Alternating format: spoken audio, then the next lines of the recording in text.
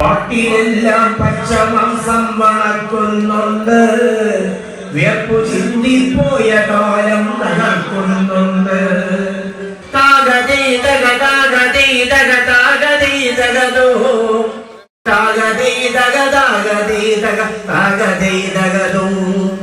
കായലിൽ വീശുകാർ വള്ളപ്പടിയിൽ കൊട്ടും, ആദിമ താളത്തിലെത്തും പെരുമീൻ പോലെ. ഈർച്ചവാളിൻ മൂർച്ചയുള്ള വാക്കുതുള്ളിച്ച് കാറ്റിനൊപ്പം കത്തിരാകും വാനവിപ്പാട്ട്. താഗതേ